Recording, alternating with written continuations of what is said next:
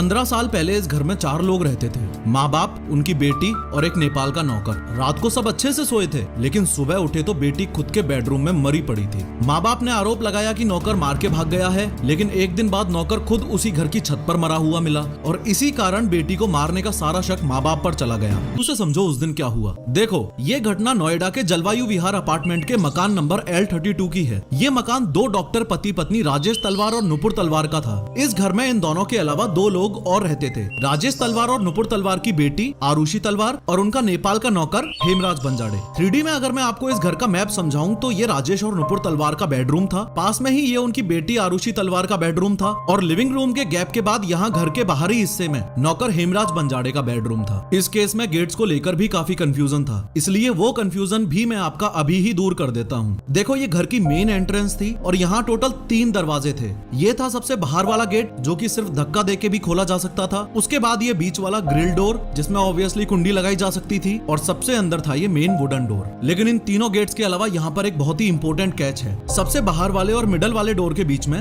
हेमराज के रूम में जाने का दरवाजा भी था और हेमराज के रूम से एक दरवाजा घर के अंदर भी जाता था। कहने का तात्पर्य ये है कि इस घर के मेन गेट्स को यूज किए बिना ही हेमराज के गेट्स के थ्रू कोई भी घर के अंदर या बाहर आ जा सकता था। चूंकि आपने घर का नक्शा अच्छे से समझ लिया है तो अब इस केस को समझने में और भी मजा आएगा। बात 15 मई 2008 की है और ये असली कहानी है, यानी हत्याकांड से एक दिन पहले हर दिन की तरह आरुषि जल्दी उठकर स्कूल जाने की तैयारी में लग गई। हेमराज खाना रेडी कर रहा था और आरुषि की माँ यानी नुपुर तलवार आरुषि को स्कूल के लिए रेडी करने में लग गई। आज यानी 15 मई 2008 को आरुषि स्कूल जाने के लिए बहुत एक्साइटेड थी, क्योंकि कल के बाद स्कूल में गर्मियों की छुट्टियां पड़ने वाली थी। यही रीजन था कि आरुषि का बर्थडे वैसे तो 24 मई को आता था, लेकिन उसने 16 मई को ही यानी स्कूल के लास्ट वर्किंग डे को ही दोस्तों के साथ बर्थडे मनाने का फैसला लिया। खैर, आरुषि के स्कूल जाने के बाद उसके माँ बाप भी अपने काम पर क्लिनिक चले गए और सब रात को 9:15 बजे वापस एक साथ डिनर करने बैठ गए। खाना खाने के बाद आरुषि तलवार अपने कमरे में आ गई, राजेश और नुपुर तलवार अपने अपने कमरे में गए और हेमराज बर्तन वगैरह धोने में लग गया। कुछ देर बाद ही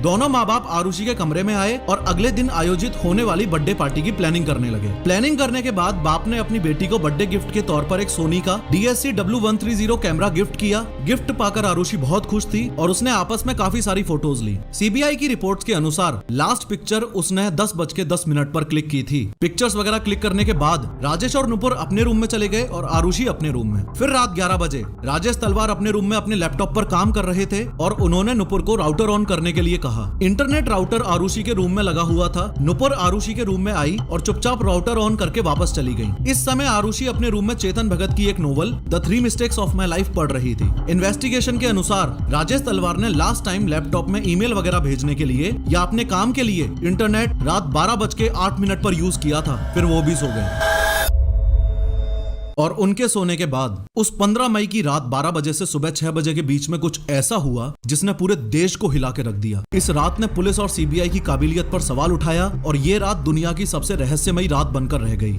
अगले दिन यानी 16 मई 2008 को सुबह 6 बजे घर की नौकरानी भारती मंडल सफाई के लिए पहुंची और उसने पहली डोरबेल बजाई तो किसी ने दरवाजा नहीं खोला।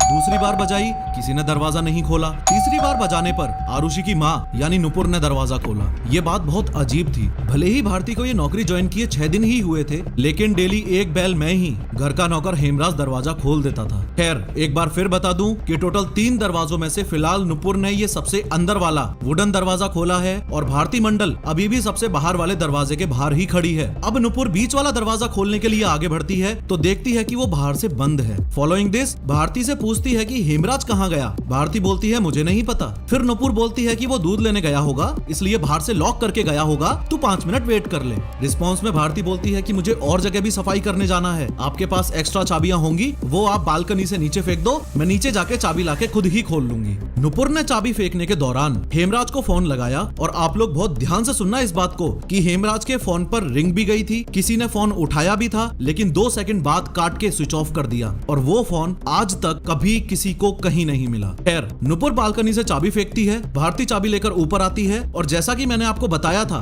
कि बाहर वाला दरवाजा तो धक्का देते ही खुल जाता था, लेकिन बीच वाला दरवाजा देखते ही भारती शॉक्ड हो जाती है कि चाबी की तो जरूरत ही नहीं है, क्योंकि सिर्फ कुंडी लगी हुई थी। जितनी देर ये भारती मंडल का एंट्री वाला सीन चल रहा था, उतनी देर में राजेश तलवार भी सुबह सोकर उठ गए थे और उन्होंने लिविंग रूम में आकर देखा तो डाइनिंग टेबल पर एक दारू की बोतल रखी थी जिस पर खून के निशान भी थे। राजेश ने शॉक्ड होकर नुपुर से इस बारे में पूछा तो नुपुर भी शॉक्ड हो गई और उसने राजेश को जल्दी से जल्दी आरुषि का रूम चेक करने के लिए बोला। आरुषि का रूम का डोर ऐसा था जिसे बाहर से सिर्फ चाबी से ही खोला जा सकता था और आरुषि का डोर लॉक करने के बाद हमेशा नुपुर इस रूम की चाबी अपने बेडरूम के सिराने रखती थी। लेकिन आज दारू की बोतल देखने के बाद जैसे ही राजेश आरुषि के रूम की तरफ बढ़े तो उन्होंने देखा कि रूम का दरवाजा तो खुला पड़ा है। जैसे ही वो रूम के अंदर घुसे तो उनके पैरों के नीचे से जमीन खिसक गई। वो जोर जोर से चिल्लाने चीखने लगे। इतने में नुपुर भी वहां पहुंची और वो भी उस सीन पर विश्वास नहीं कर पाई। इतने में भारती भी रूम की तरफ बढ़ती है और नुपुर उसको आरुषि के बेड की तरफ इशारा करते हुए बोलती है, ये देखो हेमराज क्या करके भाग गया।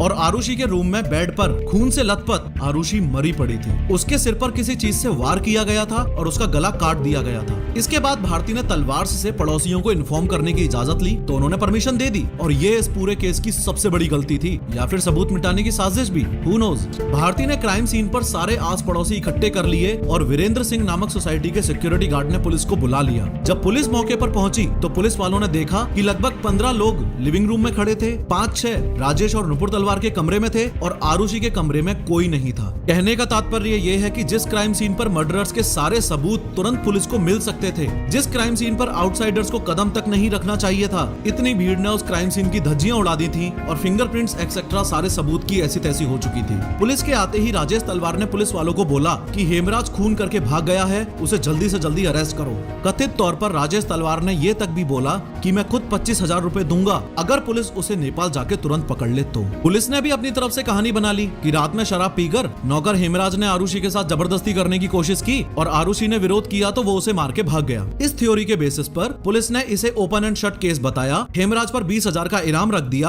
और पुलिस की एक टीम नेपाल के लिए रवाना हो गई। हालांकि क्राइम सीन यानी राजेश तलवार के इस घर में मौजूद सबूत पूरी तरह से तहस नहस हो चुके थे, पर फिर भी पुलिस ने फिंगरप्रिंट्स, आरुषि के कपड़े, बेडशीट एक्सेट्रा सब फॉरेंसिक वालों को हैंडओवर कर दिया। क्राइम सीन के इन्वेस्टिगेशन के दौरान पुलिस को छत की ओर जाती हुई सीढ़ियों पर खून के धब्बे मिले, लेकिन छत का दरवाजा बंद था तो पुलिस वालों ने राजेश तलवार से चाबी मांगी। चाबी ढूंढने के लिए राजेश तलवार काफी देर तक अपने रूम में ही रहे और पुलिस ने जब दोबारा चाबी मांगी तो वो भड़क गए। कहने लगे कि खूनी हेमराज तो नेपाल में बैठा है और आप छत पे जाके टाइम वेस्ट करने में लगे हो। सीबीआई रिपोर्ट्स के अनुसार पुलिस वाले से जब बाद में पूछा गया कि भाई पहले दिन ही छत पे क्यों नहीं चेक किया तो उसने ये भी बोला था कि सर छत के गेट के पास बहुत गर्मी थी इसलिए मैं ज्यादा इंतजार किए बिना ही वहां से वापस नीचे चला गया था। 17 मई 2008 यानी आरुषि के हत्याकांड के एक दिन बाद राजेश और नुपुर तो अस्थियां बहाने के लिए हरिद्वार निकल गए और पुलिस ने अपनी जांच जारी रखी। एक रिटायर्ड पुलिस ऑफिसर के गौतम जो क्राइम सीन पर किसी की रिक्वेस्ट पर आए थे, उन्होंने सीढ़ियों पर पड़े हुए खून के धब्बों को सीरियसली लिया और चाबी ना मिलने पर छत के दरवाजे का ताला तोड़ दिया। छत पर पहुंचते ही सुबह 10:30 बजे के आसपास पुलिस वालों ने यहाँ जो देखा वो देखकर उनके होश उड़ गए। यहाँ हेमराज की लाश पड़ी हुई थी और इसको भी वैसे ही मारा गया था जैसे आरुषि को। बॉडी कंफर्म करने के लिए राजेश और नुपुर तलवार को वापस बुलाया गया। राजेश ने पहले तो पहचानने से मना कर दिया, लेकिन बाद में नुपुर से भी कंफर्मेशन लेने के बाद एग्री किया कि हाँ ये हेमराज की ही लाश है। यहाँ मैं आपको इस वीडियो का मोस्ट इंपोर्टेंट पॉइंट बताने जा रहा हूँ, ध्यान से सुनो। इसी छत की दीवार पर एक खून से सना हुआ हाथ इस तरीके से लगा हुआ था। ये इस पूरे केस का दी मोस्ट इंपोर्टेंट एविडेंस था।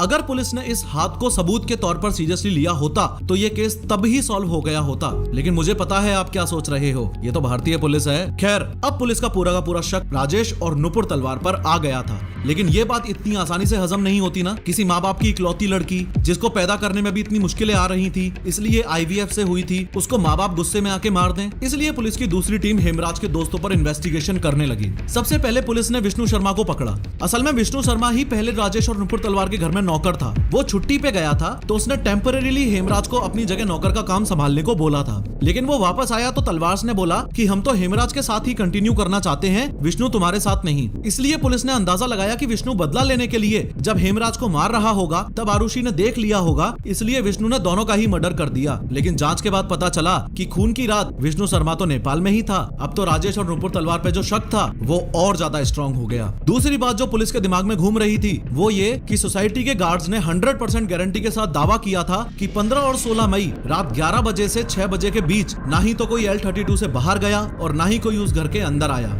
इन तमाम बातों को ध्यान में रखते हुए 23 मई 2008 को पुलिस ने राजेश तलवार को अरेस्ट कर लिया और उस दिन लखनऊ डिवीजन के IG inspector general of police Gurudarshan Singh ने प्रेस कॉन्फ्रेंस करके कुछ ऐसी बात बोली कि पूरी दुनिया राजेश और नुपुर तलवार के खिलाफ हो गई। हालांकि इस प्रेस कॉन्फ्रेंस में गुरुदर्शन सिंह ने आरुषि का नाम भी एक बार तो गलत लिया कि 16 तारीख को शारुती तलवार और हेमराज का कत्ल हुआ।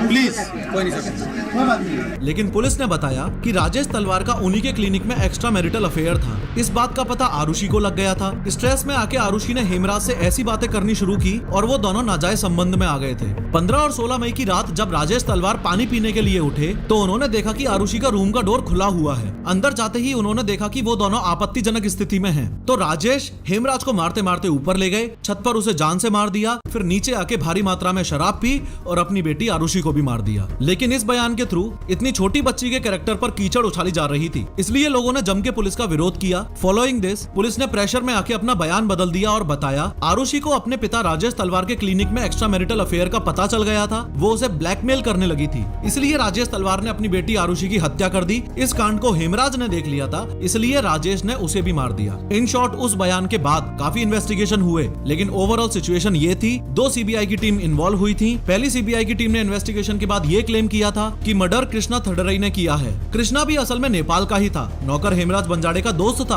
और डॉक्टर राजेश तलवार के क्लिनिक में असिस्टेंट के रूप में काम करता था। आरुषि के मर्डर से 2 दिन पहले कृष्णा से क्लिनिक में कुछ गलती हो गई थी, जिस बात पर राजेश ने कृष्णा को बाकियों के सामने बहुत बुरी तरह डांटा। इसके बदले में कृष्णा ने यह भी बोला था कि मैं इसका बदला राजेश तलवार से जरूर लूंगा, और ऐसा बोलते हुए उसको सुना था राजेश तलवार के ड्राइवर उमेश शर्मा ने। लेकिन सीबीआई की फर्स्ट टीम की ये थ्योरी भी सही साबित नहीं हुई, क्योंकि कृष्णा जिस घर में रहता था उस घर के मकान मालिक ने कंफर्म किया था कि कृष्णा तो खून के समय उनके साथ ही था। इस जगह हो सकता है आप तलवार मूवी के एंगल से नार्को टेस्ट एक्सेट्रा को याद करें, लेकिन तलवार मूवी पर भी ये आरोप है कि वो मूवी तलवार दंपत्ति की इमेज को सुधारने के लिए बनाई गई थी। फिर ये केस दूसरी सीबीआई टीम के हाथ में चला गया और दूसरी सीबीआई की टीम ने इन्वेस्टिगेशन के बाद ये क्लेम किया कि नौकरों का आरुषि के खून से कोई लेना देना नहीं है। जिस तरीके का कट आरुषि और हेमराज के गले पर मिला है उससे तो यही लगता है कि वो किसी प्रोफेशनल ने सर्जिकल ब्लेड से किया होगा। लेकिन दूसरी सीबीआई की टीम को भी तलवार के खिलाफ कोई ठोस सबूत नहीं मिला, इसलिए उन्होंने इस केस को हमेशा के लिए बंद करवाने की कोर्ट में अपील कर दी। ये केस इंडिया का मोस्ट मिस्टीरियस मर्डर केस माना जाता है। ये